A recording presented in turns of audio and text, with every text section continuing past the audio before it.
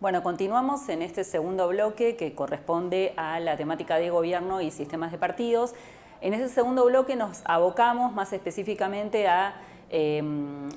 trabajar la tipología de sistemas de partidos de acuerdo a los politólogos Maurice Duverger y Giovanni Sartori, quienes desarrollaron las tipologías que más habitualmente utilizamos en ciencia política. En primer lugar, las tipologías, es decir, para estudiar los sistemas de partidos, utilizamos dos dimensiones de análisis. Una es una dimensión numérica, que es la dimensión que tiene en cuenta la cantidad de partidos relevantes, y por otro lado una dimensión cualitativa que tiene que ver con la intensidad ideológica, es decir, de qué manera se construye o se da la competencia entre los partidos en un sistema político. Por supuesto que las reglas electorales, la vigencia o no de un sistema político democrático, en gran medida enmarcan, digamos, o delimitan o definen esta dimensión cualitativa de competencia entre los partidos. En realidad va a ser Maurice Duverger, como van a ver en la próxima placa que les voy a mostrar. En esta tabla es una comparación de tipologías de sistemas de partidos que compara la tipología original desarrollada por Maurice Duverger, que solo toma en cuenta la dimensión cuantitativa y básicamente establece entonces que hay tres tipos de sistemas de partidos más comúnmente reconocibles. Uno sería un unipartidista, porque es en donde justamente hay un solo partido en un sistema político. Por lo tanto, se asocia generalmente con sistemas totalitarios o no democráticos. Otro que es un sistema de tipo bipartidista, en donde justamente hay dos partidos que compiten y que tienen posibilidad de acceder al poder y de alternar en el poder. Y finalmente un sistema multipartidista en donde existen 3 a más partidos políticos en el sistema y se asocian más generalmente con los sistemas parlamentarios o parlamentaristas europeos, o se asociaban. Vamos a ver que con el tiempo también el presidencialismo empieza a asociarse con sistemas de partidos multipartidistas, es decir, donde hay más de 3 partidos relevantes. En realidad, digamos, Giovanni Sartori, justamente el politólogo italiano Sartori, va a criticar esta tipología original de Duverger porque va a decir que no es suficiente para identificar a los diferentes sistemas de partidos que existen en el mundo, ¿no? Es decir, que además de la cantidad de partidos, tenemos que tener en cuenta la dinámica de la competencia que se produce entre los partidos políticos en el sistema. Y esto tiene que ver con las reglas electorales, tiene que ver con la vigencia o no de las democracias, o sea, con que se permita o no la competencia electoral, y también con cómo en las democracias se genera o se da esta dinámica de acuerdo a las reglas electorales vigentes y a la cultura política, a los clivajes político-electorales, que hacen que los partidos se ubiquen en un espectro ideológico que generalmente se reconoce, el que utilizamos es el espectro de derecha a izquierda. O sea, partidos que se van a ubicar de acuerdo a sus preferencias, más a la izquierda o más a la derecha, o en el centro del sistema político. Cuando los partidos, justamente cuando hay mayor intensidad ideológica, es cuando los partidos justamente se separan, o sea, se van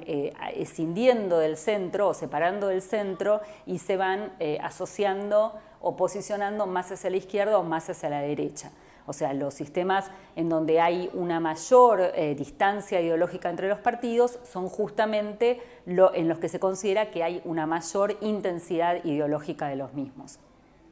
Mientras que los sistemas más moderados son los que tienden a competir alrededor del centro de las preferencias político-electorales. Así es que vamos a ver que Sartori justamente habla de una mayor diversidad de tipologías o de formas de sistemas de partidos. Por un lado, cuando tenemos un solo partido en el sistema, también vamos a encontrar distintos sistemas, aun cuando exista un único partido político relevante en el sistema. Vamos a ver que, por ejemplo, tenemos por un lado el sistema de partido único, en donde justamente no hay competencia electoral y se asocian a los sistemas totalitarios, como por ejemplo la antigua Unión Soviética y el Partido Comunista. o un partido hegemónico en donde tampoco hay competencia electoral, porque digamos existen imposibilidad para que haya otros partidos que compitan, digamos, en igualdad de condiciones que este partido hegemónico, pero sí se permite la presencia de lo que se llaman partidos satélites, que pueden ser partidos que compiten en niveles de gobiernos, por ejemplo, municipales, pero que no pueden competir en el nivel nacional por el máximo premio del sistema político, que es la presidencia.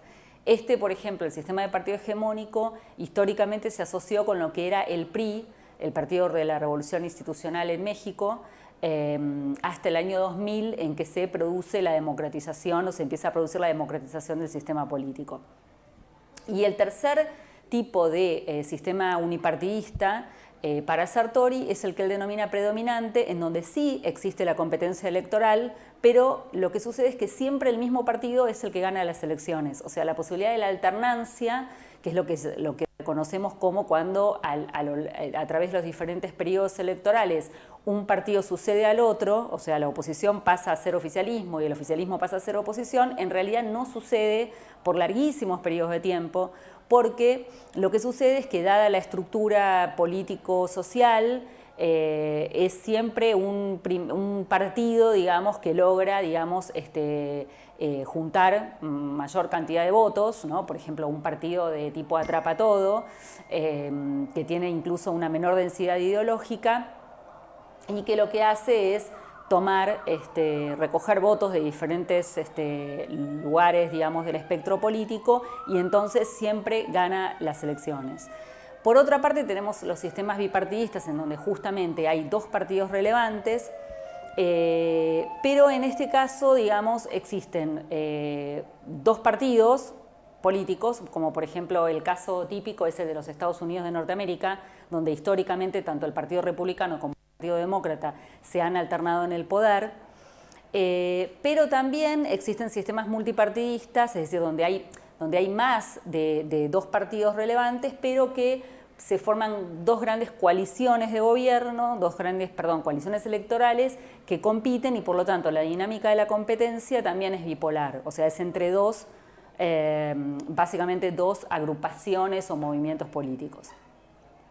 Y finalmente el multipartidismo,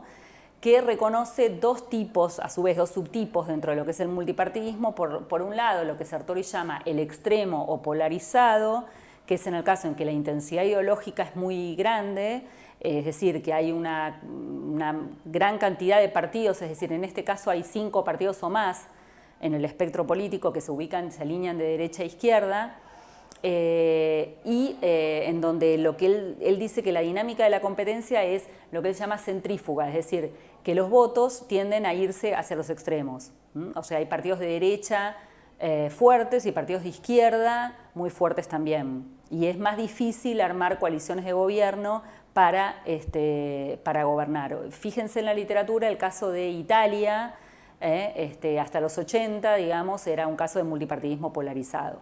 Y finalmente el multipartidismo moderado, que en realidad es en donde existen de 3 a 5 partidos relevantes y donde el centro, digamos, es el que siempre está ocupado, es decir, la competencia o la dinámica de los votos va más hacia el centro. O sea, los partidos compiten